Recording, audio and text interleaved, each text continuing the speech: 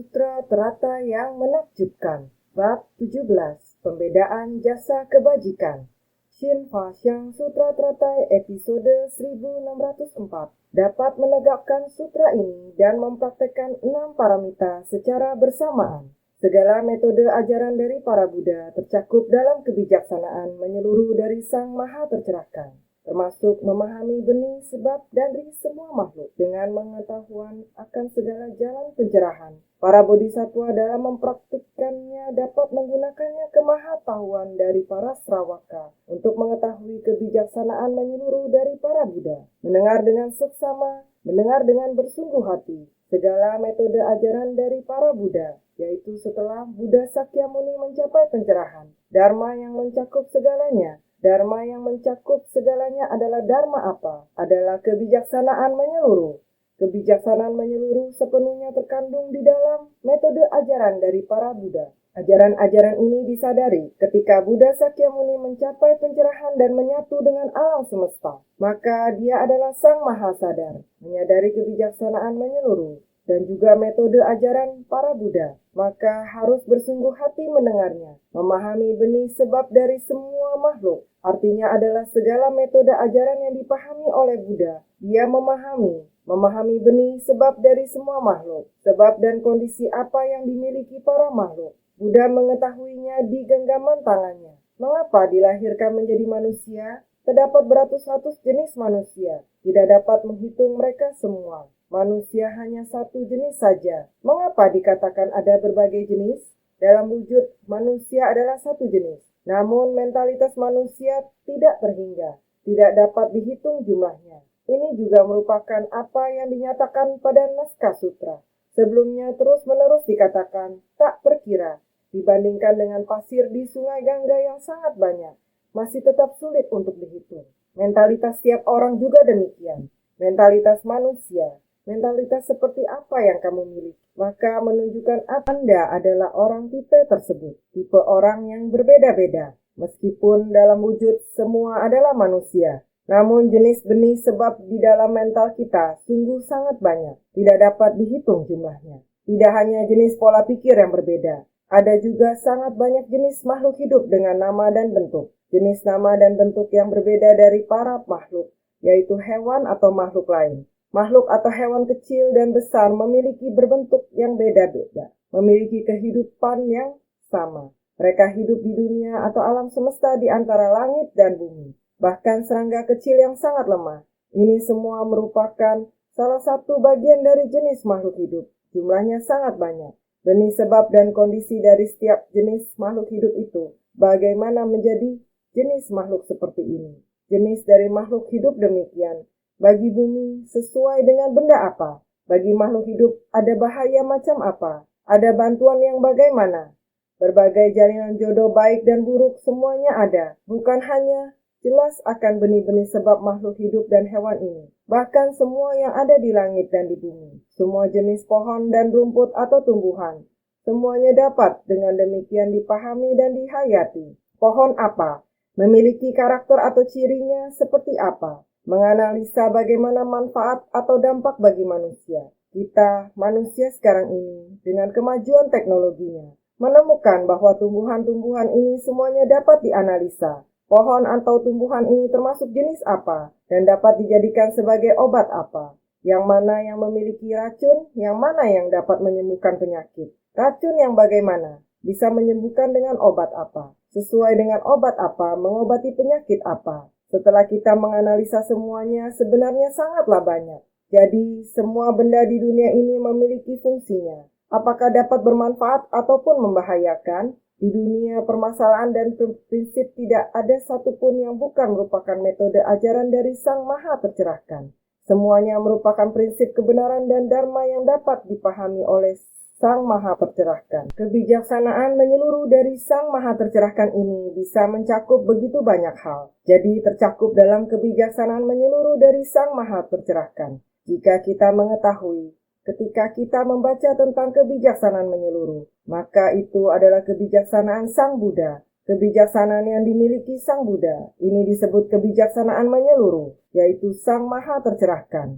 Yakni semua kebijaksanaan yang dimiliki Sang Buddha. Jalan kebenarannya sangat terbuka dan luas, mencakup segala sesuatu di dunia ini. Tumbuhan, binatang, dan bahkan mikroorganisme dan lainnya termasuk semua makhluk hidup. Jadi ini adalah Sang Maha Tercerahkan. Jika termasuk memahami benih sebab dari semua makhluk, semuanya dipahami hingga tuntas dengan sangat halus, teliti, dan menyeluruh. Inilah yang harus kita pelajari. Mengapa kita harus belajar Dharma Buddha? Belajar Dharma Buddha tidak hanya untuk memahami fenomena atau masalah duniawi. Yang lebih penting lagi, kita harus memahami diri kita sendiri. Berapa banyak delusi yang kita miliki, yang belum kita hilangkan. Kita kebingungan atau tidak menyadari delusi kita. Masalah seperti ini masih ada berapa banyak? Kita baru saja mendengar kebijaksanaan menyeluruh. Segala sesuatu yang ada di langit dan di bumi saling mendukung dan saling mengekang. Baik makhluk kecil maupun besar, akan ada manfaat dan bahayanya bagi bumi dan manusia. Seperti lembu, kuda, kambing. Lembu dan kuda terutama di zaman dulu, berapa banyak tenaga yang mereka berikan untuk melayani manusia. Betapa sulitnya atau susah payah menjadi lembu dan kuda. Tetapi manusia menyeret lembu kuda sebagai buruhnya. Pada akhirnya apa yang akan terjadi pada mereka, lembu dan kuda? Jika dikatakan bahwa binatang berbahaya, tetapi manusia lebih berbahaya lagi dari binatang. Lembu dan kuda melayani kita, membentuk hubungan yang dekat dengan manusia. Tetapi apa yang akhirnya terjadi pada mereka? Pikirkan dan telah mengetahuinya, apalagi binatang yang lain. Orang-orang memberikan makan dan membesarkannya. Tetapi apa tujuannya? Yaitu untuk dibunuh, digunakan sebagai makanan, yaitu untuk dimakan. Bagaimana perlakuan manusia kepada makhluk hidup yang lain? Spesies hewan yang lain masing-masing memiliki dunianya sendiri. Manusia pun memiliki dunianya sendiri. Para makhluk juga demikian. Mereka pun punya pandangan terhadap dunia dari spesies yang lain. Jadi dalam dunia yang begitu besar ini, sama-sama akan berinteraksi apakah saling menguntungkan atau merugikan. Orang yang digigit oleh nyamuk, di mana sekarang begitu banyak penyakit menular, tanpa ada apa-apa. Begitu digigit oleh nyamuk, mulai terkena penyakit demam berdarah. Begitu beragamnya penyakit menular itu. Demikian pengaruh dari mikroorganisme terhadap spesies manusia, dan bagaimana pula perlakuan manusia terhadap hewan. Demikian akan saling menguntungkan atau merugikan. Prinsip kebenaran ini tiada habisnya dibahas. Hal ini sedang terjadi pada kita sekarang. Pada era sekarang semakin kelihatan jelas, semakin kita perlu mengetahuinya, terutama mengenai tumbuhan yang tanpa henti memberi manfaat kepada manusia, sehingga kehidupan manusia begitu baik. Pokok pohon yang sangat besar ini dahulu populasi manusia tidaklah begitu banyak. Pohon besar di dunia ini dapat mensuplai oksigen yang memadai di sini. Pohon menyerap zat cair yang sangat banyak, menyimpannya di dalam bumi. Demikian dengan berlalunya waktu, populasi manusia terus-menerus semakin banyak. Jadi untuk memuaskan kebutuhan dari manusia, akan air dari bumi dan tanah, manusia terus-menerus mengambil sumber alam, pepohonan ditebang, rerumputan dimusnahkan, lahan tanah dikuasai, air ingin dinikmati, memboroskan sumber daya alam. Jadi sekarang jumlah manusia sangat banyak, dan umat manusia sudah waspada akan krisisnya. Pada era sekarang bumi sudah rusak, air dan tanah di bumi pun sudah dirusaki. Kini ketersediaan air bersih sudah menunjukkan tanda bahaya. Jangan berbicara mengenai negara yang sangat jauh, berbicara mengenai Taiwan juga sama. Sumber daya air telah mengalami kelangkaan. Peringatan terus-menerus dikeluarkan, di mana tempat yang waduknya memungkinkan akan segera mengering. Penggunaan listrik dan air harus dibatasi. Ini hanya mulai dari penerangan lampu saja. Para hadirin, ini merupakan kondisi kehidupan dari seluruh bumi. Karena manusia, kondisi batin manusia benar-benar sangatlah banyak. Orang-orang di masa lalu patuh pada aturan dan tidak melewati batas kepatuhan. Merasa cukup dengan kehidupan yang mereka jalani. Menjalankan sebuah toko saja sudah sangat bersuka cita. Sangat mampu untuk bertahan, untuk menjalani hidup mereka. Sekarang tidak seperti itu. Ada berbagai macam teknologi, perusahaan besar dan perkembangan besar yang terus berlanjut. Ini benar-benar orang saat ini yang semakin mengembangkannya semakin besar. Jadi batin manusia tidak mampu untuk dipilah berdasarkan jenisnya. Sangat-sangat besar. Selain itu jenisnya benar-benar tidak mampu untuk dianalisa lebih lanjut lagi. Singkat kata, memahami benih dari sebab semua makhluk. Ini semua mencakup di dalam kebijaksanaan menyeluruh. Semua yang diketahui dengan jelas oleh Sang Maha Tercerahkan, yang dipahami, ini juga yang kita harapkan, juga bisa pahami dengan tuntas. Kamu sudah jelas, dengan sendirinya kamu tidak akan melanggarnya. Kamu akan bisa melindungi semua makhluk di dunia. Kamu tercerahkan, ini adalah apa yang harus kita kejar. Kita sekarang setiap orang masih aku. Saya masih kebingungan di dalam jenis makhluk hidup. Sangat banyak hal saya masih belum sadari, masih belum mengerti. Oleh karena itu, saya masih belum sadar. Saya risau, saya penuh ketidaktahuan. Saya masih mau bersaing. Saya masih mau memperoleh. Ini adalah para makhluk yang tidak bisa sadar. Jadi kita punya benih sebab sesungguhnya sangat banyak. Kita sekarang termasuk di dalam kategori ini. Kita setiap orang masih memahami benih sebab dari semua makhluk. Kita juga salah satu jenis dari benih sebab. Kita sekarang baru mulai mau membangkitkan tekad. Lagi pula kita sebenarnya membangkitkan jenis benih tekad ini. Apakah penuh ketulusan? Apakah bisa lama? Atau adalah jenis yang kacau balau? Niat dan pikiran kita sebutir benih ini sebenarnya sangat kuat atau adalah benih yang sangat lemah. Ini bergantung pada diri kita sendiri untuk menjaganya dengan baik. Seandainya terjaga dengan baik, kita masih ada harapan. Kebijaksanaan menyeluruh akan jalan pencerahan. Kita bisa mencapai kebijaksanaan menyeluruh akan jalan pencerahan. Itu adalah jalan yang dipraktekkan oleh Bodhisattva. Waktunya telah sangat lama. Dari Buddha mulai mengajar dan membimbing, bersentuhan setelah mendengar memahami prinsip kebenaran, lalu membangkitkan tekad, mempraktikannya dalam tindakan nyata. Sepanjang jalan yang telah ditapaki, area tujuan yang dibuka oleh Sang Buddha. Mereka mengikuti arah ini. Maka mempraktikkan 6 paramita dan segala praktiknya. Ini di dalam mempraktikannya 6 paramita dan segala jenis praktiknya. Menghirup harumnya Dharma Sang Buddha. Mempraktikkan sesuai Dharma. Menyebarkannya sesuai Dharma. Membimbing semua makhluk secara luas. Bodhisattva ini masih terus melatih. Kebijaksanaan menyeluruh akan jalan pencerahan. Jadi, kebijaksanaan menyeluruh akan jalan pencerahan adalah praktik yang sedang dilatih oleh Bodhisattva. Kita memiliki jejak keharuman Bodhisattva. Bisa mengejar dan mengikuti jejak harum Bodhisattva. Kita bisa untuk membangkitkan tekad. Jenis kelompok makhluk hidup kita ini memiliki pilihan untuk mengikuti jejak harum Bodhisattva. Kita mengikuti Bodhisattva berjalan. Dengan sendirinya akan bisa mencapai kondisi kebudaan. Dan jika Anda ingin mengikuti Bodhisattva, Anda harus mendengarkan dan meresapi Dharma. Selain dapat menggunakan kemahatauan dari para Sravaka untuk mengetahui kebijaksanaan menyeluruh dari para Buddha, ini disebut para Sravaka. Para Sravaka juga harus membangkitkan niat. Tetapi pertama-tama ia harus mendengarkan Dharma. Dari Dharma yang didengarkan, meskipun kapasitas mereka berbeda-beda, tidak rata. Pembukanya Sang Buddha terlebih dahulu memberi pengajaran sesuai kapasitas. Beliau memberi pengajaran sesuai kapasitas, agar mereka dapat menerima ajaran sesuai dengan kapasitas mereka. Ini sama seperti kita hari ini. Saat ini, semua duduk di sini. Masing-masing mempunyai kapasitas yang berbeda-beda. Meskipun kita semua ada di sini di tempat ini, mendengarkan Dharma yang sama, yang dirasakan kita berbeda-beda.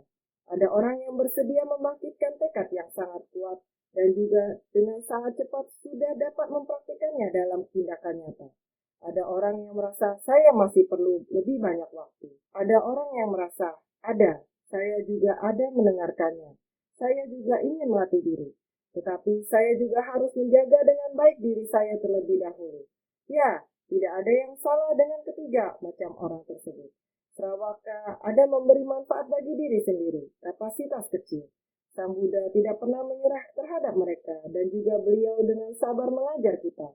Setiap orang memiliki sifat hakiki kebudaan. Tidak masalah Anda bersungguh hati memahami, menghayati, melatih batin sendiri dengan baik. Kerisauan yang ada terlebih dahulu dilenyapkan. Dan setelah melenyapkan kerisauan, kemudian Anda barulah memutus ketidaktahuan. Orang yang memiliki kapasitas rendah terlebih dahulu membersihkan kerisauan. Kemudian barulah memutus ketidaktahuan. Kerisauan adalah terhadap permasalahan dari luar. Yang ini membuat saya risau. Yang itu diketahui oleh saya sangat mengganggu. Inilah dinamakan kerisauan. Jika ketidaktahuan yang tidak ada, saya perlu pergi untuk mencari. Saya pada awalnya sudah puas, namun saya mau membuatnya jauh lebih besar dan lebih besar. Inilah yang dinamakan ketidaktahuan, keserakahan. Serakah akan lebih banyak dan lebih banyak lagi. Yang semacam ini seharusnya sudah cukup, tetap aman dan sehat sangatlah bagus. Namun, saya merasa masih tidak cukup. Saya masih mampu membuatnya menjadi lebih besar lagi. Persaingan yang semacam ini untuk objek eksternal masih terus-menerus terjadi persaingan. Namanya semakin besar dan besar. Inilah yang dimaksud dengan ketidaktahuan. Sangat takut orang lain akan jauh lebih baik dari kita. Kemudian hendak menyingkirkan orang-orang yang lebih baik dari kita. Sama sekali tidak boleh mendekat. Orang yang persis seperti ini. Inilah yang dinamakan ketidaktahuan. Kerisauan dan kegelapan batin ini. Sekarang telah mendengar dhamma dan sudah memahaminya. Saya seharusnya harus melenyapkan. Keduanya juga harus dilenyapkan. Namun tabiat itu masih belum mampu dilenyapkan. Tabiat semacam ini, saya dari awalnya memang adalah demikian. Mau menyuruh saya merubah semuanya, sepertinya bagi saya dan lain-lain. Sebagai manusia, wujud diri saya masih ada. Wujud diri keakuan dan manusia lain. Yang semacam ini selapis demi selapis kerisauan kegelapan batin, delusi, ini adalah selapis demi selapis. Kita di saat ini, meskipun kita masih belum mencapai bodhisattva dhammakaya, saat ini kita bisa mencapai membangkitkan tekad, dan bukan dhammakaya. Dhammakaya berarti sudah datang dan pergi dari kehidupan ke kehidupan. Ada ikrar, ada kekuatan. Bodhisattva yang akan datang kembali, kita saat ini adalah ada ikrar yang masih belum ada kekuatan. Adalah saya membangkitkan tekad. Bodhisattva dunia saat ini. Saya menyesuaikan dengan kekuatan, melakukan sesuai kekuatan. Bodhisattva seperti ini, permasalahan duniawi masih belum bisa sesuai keinginan diri sendiri. Kita masih ada, masih membawa kerisauan. Kita masih ada kegelapan batin yang belum terbuka. Kita masih delusi yang tidak disadari yang terkubur. Oleh karena itu, kita saat ini adalah keberuntungan. Keberuntungan bisa berada di kumpulan para bodhisattva. Berada dalam Buddha Dharma. Kita benar-benar harus belajar. Oleh karena itu, harus mendengar. Buddha meskipun tidak berada di dunia, Dharma masih tinggal di dunia. Ada orang yang dapat memahami menggunakan sutra. Kita juga harus mendengarkan dan meresapinya ke dalam batin. Prinsip kebenaran adalah sama. Tujuan pada saat Buddha ada di dunia. Pengajaran pada waktu Buddha di dunia diwariskan pada saat ini. Jadi kita seharusnya mendengarkan dan meresapinya ke dalam batin. Mendengar dan meresapinya ke dalam batin, menyerap semua pengetahuan umum dunia, memahami sumber segala kebijaksanaan, bagaimana datangnya. Jadi, untuk mengetahui kebijaksanaan menyeluruh dari para Buddha, meskipun kita masih belum mencapainya, minimal kita bisa mengetahuinya, karena kita masih belum mempraktekannya, sehingga masih belum mendapatkannya atau mencapainya. Kita masih belum melakukan tindakan, masih belum melakukan praktik dalam tindakan nyata, sehingga masih belum mencapainya. Tetapi kita dengan suara dan mendengarkannya, bisa tahu segala metode ajaran, tahu mengenai kondisi Sang Maha Tercerahkan yang memahami segalanya dengan jelas, tahu mengenai segala jenis-jenis sebab para makhluk, sebab dan kondisi masing-masing orang berbeda. Kita tahu bahwa bodhisattva mempraktikannya dalam tindakan nyata.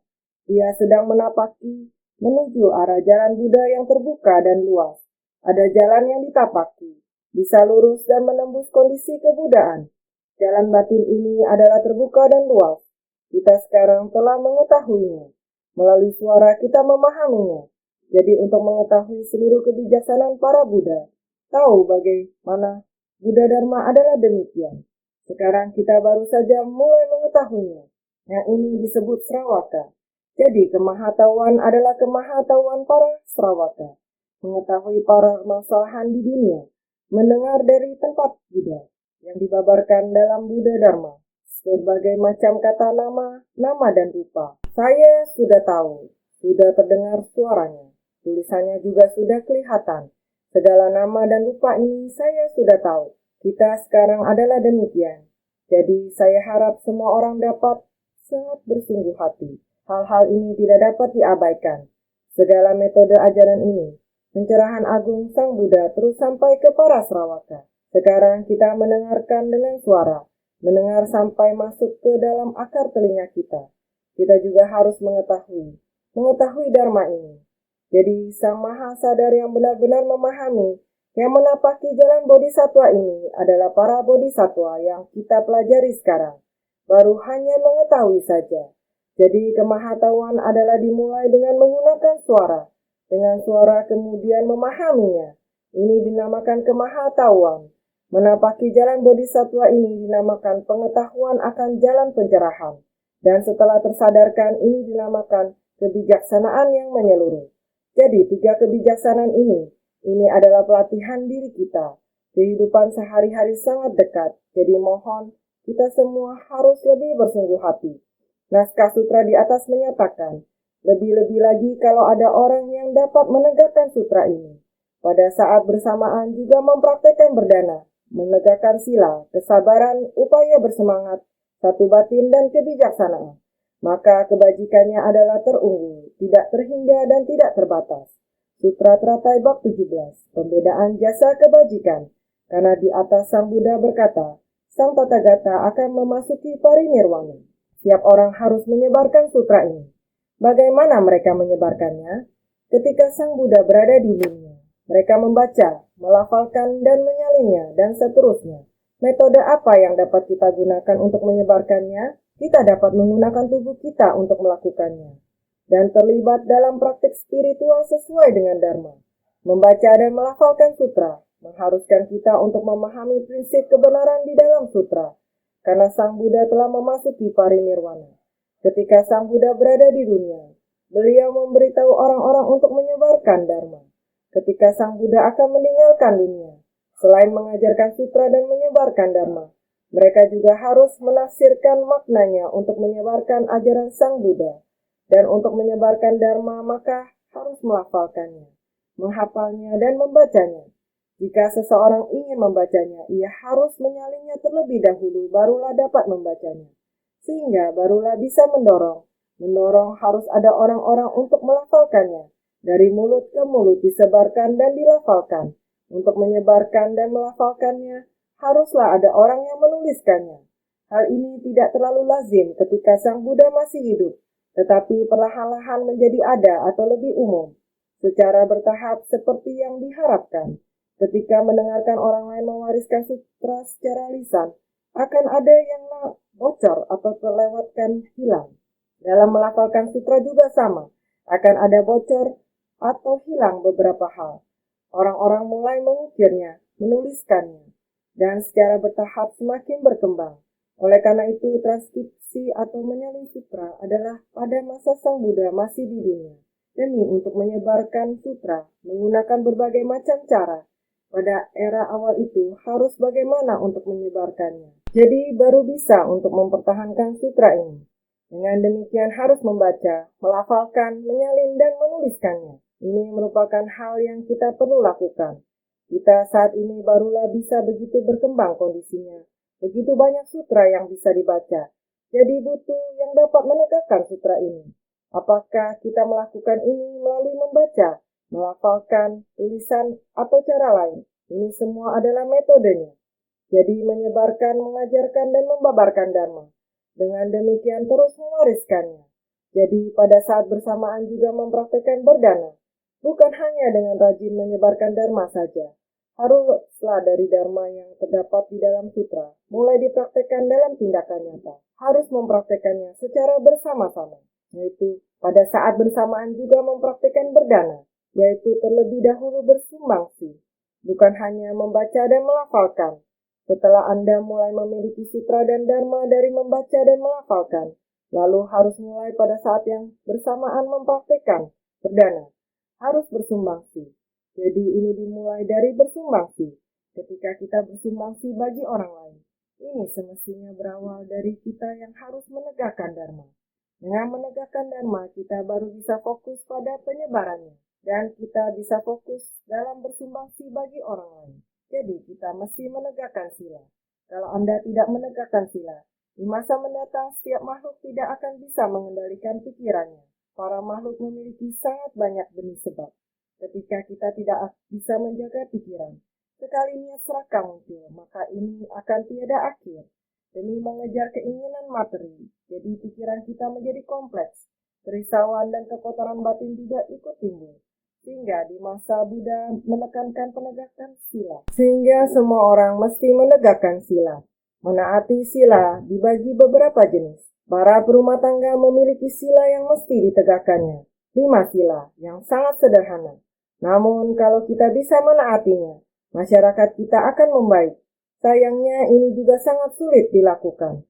Orang-orang akan Anda ajari, orang-orang yang akan menyebarluaskan Dharma itu juga perlu untuk menegakkan sila. Berapa banyak sila yang ditegakkannya?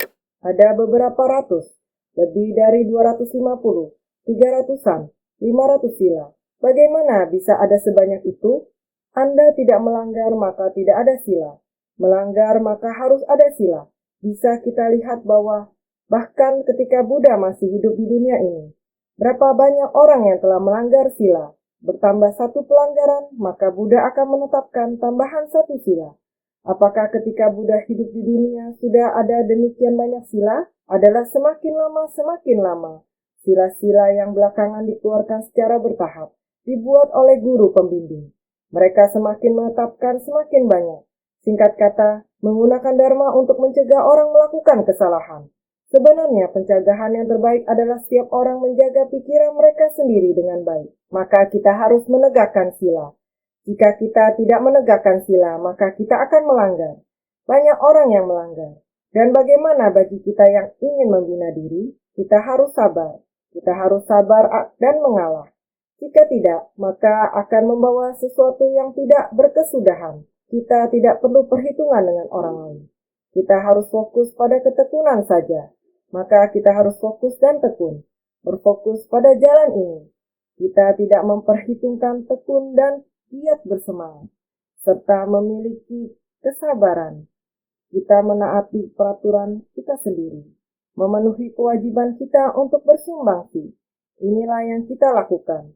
Ini adalah seorang praktisi di zaman Buddha atau zaman sekarang.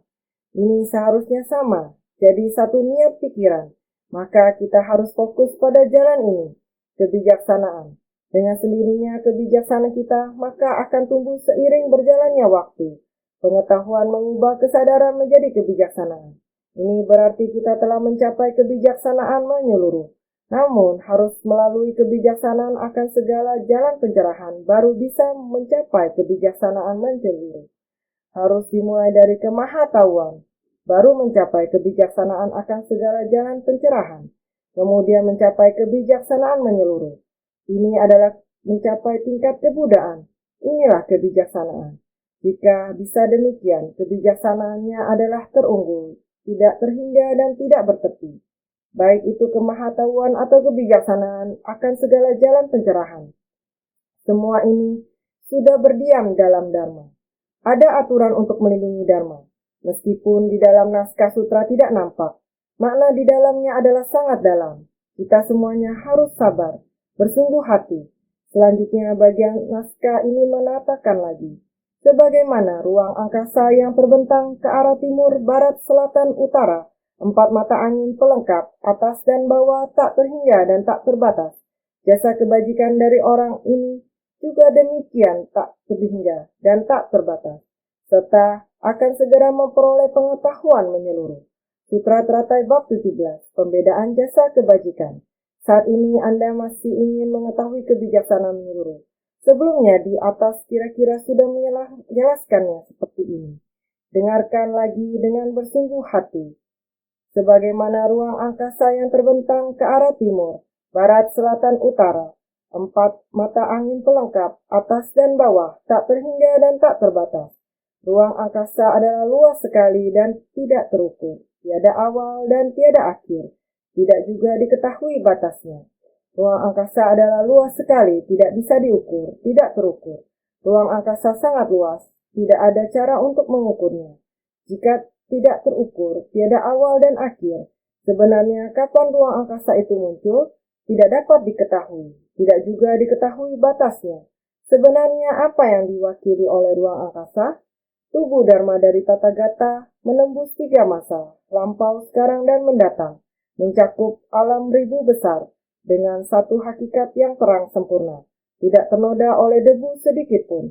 Itu sebabnya dinamakan tubuh Dharma dari ruang tanpa batas. Tubuh Dharma adalah tidak terkondisi, dan jiwa kebijaksanaannya adalah tak terhingga. Ruang tanpa batas hanyalah perumpamaan.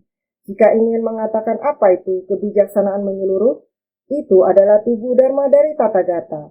Tubuh Dharma dari Tathagata menembus 3 masa, lampau, sekarang, dan mendatang. Masa lampau, masa kini, dan masa depan. Karena ruang angkasa adalah tanpa batas. Kapan masa lampau dimulai? Kapan masa itu bermula? Sungguh luas, tidak terbatas. Tidak ada satuan waktu yang bisa disebutkan. Oleh karena itu mencakup alam ribu besar dengan satu hakikat yang terang sempurna. Dunia kecil, dunia menengah, dunia besar. Semua termasuk di dalamnya. Tidak ternoda oleh debu sedikit pun. Itu sebabnya dinamakan tubuh Dharma dari ruang tanpa batas. Ruang tanpa batas itu tidak tercemar oleh apapun. Meskipun kita sekarang berbicara tentang pencemaran ruang angkasa, itu adalah pencemaran udara, bukan pencemaran ruang angkasa. Pencemaran ruang angkasa terjadi hanya pada satu lapisan saja, yang bisa dirasakan oleh manusia. Di luar lapisan tersebut, ruang angkasa masih tetap bersih. Jadi tubuh Dharma adalah tidak terkondisi, dan jiwa kebijaksanaannya adalah tak terhingga. Di dalam ruang angkasa itulah terdapat tubuh Dharma dari Tathagata. Ruang angkasa pada 10 penjuru memiliki 3 tidak terbayangkan. 1. Masa lampau tanpa awal adalah tidak terbayangkan. Masa sekarang dan luas adalah tidak terbayangkan. Masa mendatang yang paling akhir adalah tidak terbayangkan. Masa lampau tanpa awal adalah tidak terbayangkan. Seberapa jauhkah ruang angkasa ini menjangkau masa lampau tanpa awal? Tidak ada metode yang dapat menghitungnya. Tanpa awal adalah tak terbayangkan. Masa sekarang dan luas adalah tak terbayangkan. Teknologi modern saat ini sudah sangat maju. Apakah bisa menghitung seberapa luas ruang angkasa? Tak terbayangkan. Tidak ada cara. Masa mendatang yang paling akhir adalah tak terbayangkan. Bagaimana dengan masa mendatang? Ilmuwan sekarang dapat menyebutkan berapa besarnya bumi, tapi tidak bisa menyebutkan berapa besar ruang angkasa. Ruang angkasa meliputi berbagai macam galaksi, dan masih banyak lagi. Singkat kata, tidak dapat diukur. Maka masa mendatang yang paling akhir adalah tak terbayangkan.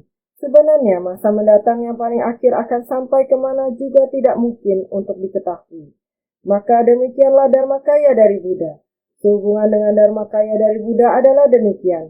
Bagi kita yang membina diri, jasa kebajikan dari orang ini sedemikian tak terhingga dan tak terbatas, sama seperti ruang angkasa. Dengan dapat mempraktikkan 6 paramita, maka bukan hanya berdiam terus dalam doktrin ajaran, juga tampak telah menerapkan dalam praktik nyata. Maka manfaat dari jasa kebajikannya adalah tak terhingga dan tak berbatas. Apa yang sebelumnya disebutkan bukannya tidak berkaitan dengan mempraktikkan 6 paramita secara bersamaan. Sekarang di sini menunjukkan kalau jasa kebajikan dari orang yang mempraktikkan 6 paramita secara bersamaan adalah lebih banyak lagi. Kita juga akan mencapai kebudayaan di masa mendatang. Sekarang terhadap semua dharma yang dibabarkan oleh Sang Buddha kepada kita, kita harus bersungguh-sungguh menegakkannya, bersungguh-sungguh mewariskannya. Terhadap Buddha, jiwa kebijaksanaan dan tubuh Dharma dari Tathagata, terhadap jiwa kebijaksanaan dan tubuh Dharma, memahami sampai tuntas ajaran maha luas seluas ruang angkasa ini, dan dengan sungguh-sungguh menegakkan dan melindunginya. Maka sama seperti ruang angkasa, dengan ruang angkasa adalah setara, maka sama seperti ruang angkasa adalah sama seperti ruang angkasa dapat dikatakan menegakkan sutra sedemikian, melindungi sutra sedemikian, melindungi dan menegakkan dharma demikian. Berapa besarkah jasa kebajikan dari orang ini? Sama seperti ruang angkasa, sama seperti sifat hakiki Tathagata dari Buddha, sama seperti Dhammakaya dari Buddha. Karena Anda melindungi Dharmakaya dari Buddha, maka sama seperti Dharmakaya dari Buddha. Maka dengan dapat mempraktikkan 6 paramita, maka bukan hanya berdiam terus dalam doktrin ajaran, juga tampak telah menerapkan dalam praktik nyata, yaitu jika kita bisa mempraktikkan 6 paramita, bukan hanya sekedar mengatakan bahwa saya hanya bisa mematuhi ajaran, bahwa saya bisa membaca sutra, menyalin sutra, dan menulis sutra. Jika bisa, demikian masih tidak cukup, karena Anda masih belum menyebarkannya. Ini tidak cukup. Semua makhluk hidup menderita, dan sutra adalah dharma. Dharma adalah demi orang yang menderita, metode untuk bagaimana menghapus penderitaan. Oleh karena itu, tidak cukup hanya melakukan ini saja. Jadi juga harus menerapkan praktik nyata.